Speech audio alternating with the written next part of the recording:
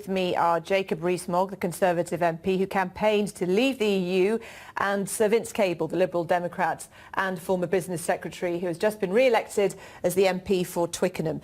Jacob Rees-Mogg, let me start with you. So Robert's saying there that there is some confusion from EU leaders about the state that Britain is in going into this.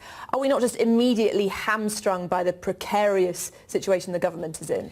I don't think we are, because Article 50 was passed into law thanks to the valiant efforts of Gina Miller. And that means that with or without a deal, we will leave at the end of March 2019. So now the question is, do we do this smoothly or do we do it abruptly? And there is the beginning of the negotiation. It's fascinating that if you look at the Labour Party manifesto, it was saying that we would be out of the single market and effectively out of the customs union. The Conservative manifesto was explicit on that. The combined vote of the two was over 80%. So the position of the British people hasn't changed since the 23rd of June last year. Vince Cable, the position of the British people hasn't changed. Well, it has changed because we had an election and the centre of gravity has moved, and it's very clear there is no longer any support in Parliament, and I would suspect in large areas of the Cabinet, for rejecting a deal altogether. I mean, that option that Theresa May was keen on, I think, is now very much off the table.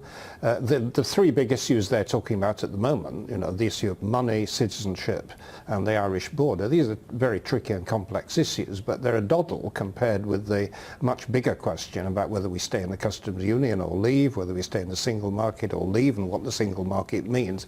And these are the big things that affect the economy. The government is clearly divided on those issues. There's a different makeup in Parliament, and the government's going to find it very, very difficult to push through the more extreme form of Brexit, which initially they favoured. So if the general election showed there was no endorsement of a hard Brexit, then it also showed Lib Dems losing their share. There's no endorsement of a second referendum either. So what is the broad public opinion at the moment? Well, it's changing, and I think the simplest way of characterising it is that there are probably now three broad groups. There are those who are, you know, hardline Brexiteers. There are people who still not reconciled to leaving, and there's a large number in between who've accepted that we've moved on with the referendum but want minimum disruption, who want what in the jargon is called a soft Brexit. Now, whether that's deliverable and how it's deliverable within the very short time frame is very much open to debate. Jacob Rees-Mogg, how do you respond to the idea that there was, now this is more in the hands of Parliament, but there were no cross-party talks before David Davis went to Brussels? Was this premature? No, of course not. We have to get on with the government of the country. We have a separation between our executive and legislative branches. That's a very long-standing nature. The executive gets on with the details of negotiation and is held to account by Parliament. That's how it's always happened. And our Prime Minister is the person who commands a majority in the House of Commons. And as long as Mrs May continues to do that, she is the Prime Minister, she has the authority to negotiate, she has the confidence of Parliament. And Brexit is actually surprisingly straightforward. It means we're leaving the European Union. That means leaving the single market, which is the major instrument of the European Union, and leaving the customs union, because that will allow us to do our own trade deals and to have cheaper food, cheaper clothing for people up and down the country. It will lead to better living standards for people, and that's a really exciting prize to get from these negotiations. Surprisingly straightforward. I haven't heard that as a phrase applied to Brexit much. I think everybody else believes it's unbelievably complicated. But just to highlight that one issue of the customs union, I mean, it's clear that there are very big divisions on that. And the Labour Party, which has supported Brexit, is now saying we must stay in the customs union. I think some members of the Cabinet were there too, because to leave it would have massively disruptive effects on our supply chain industries. I mean, I spent 5 years in the Cabinet promoting the British car industry, the aerospace industry. Now, those industries depend on widgets, you know, going backwards and forwards without any inspection, without tariffs.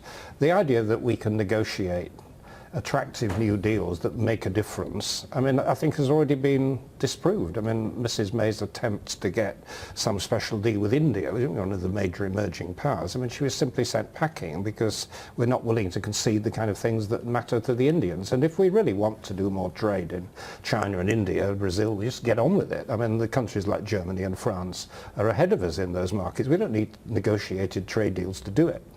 You're keen to interject? I am indeed, because this is the classic narrow European inward-looking approach.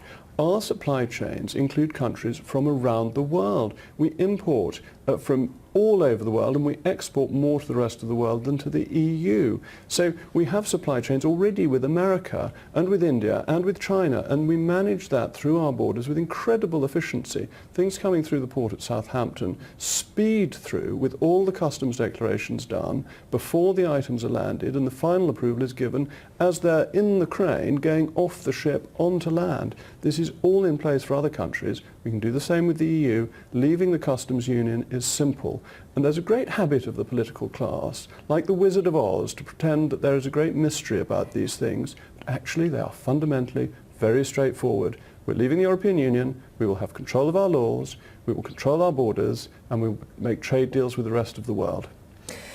The EU don't want to make this easy for Britain. They want to set an example so that others don't follow suit. When you couple that with the weaker position that we have going into this, what's your prediction for how all this is going to pan out? Is this going to be a complete, unmitigated disaster? Well, if I was wanting to be a doom monger, I would say the potential for disaster is actually quite large. But there is another option. I mean, I think one of the things that's opened up in the last few days is the European Union says, if you want to drop all this Article 50 stuff, just go back to where we were, there isn't a problem. And that's something they haven't said before. And I think that the more difficult it gets and the more complex it gets, I think we're going to have to look at a wide range of options now, and it may just include pocketing most of the status quo. St Vince has let the cat out of the bag. The people who are calling for a soft Brexit don't want us to leave. They want the Article 50 process to be quietly knocked on the head. The British people voted to leave. They would be cheated if we didn't, and our democracy would not be respected. It would be a deep scandal, and that the EU is suggesting it shows the contempt the EU has for democracy, and is why it made other countries vote until they gave the right answer. The British people aren't like that. Well, they just had an election which shifted the balance in a quite radically different way. Over 80% of people voted for leaving the single market and the customs union. The Labour Party said very little on Brexit because they knew it was popular. The Lib Dems, the Scottish nationalists, opposed Brexit, and they saw their vote decline. We'll have to end it there, gentlemen. Jacob Rees-Mogg, Vince Cable.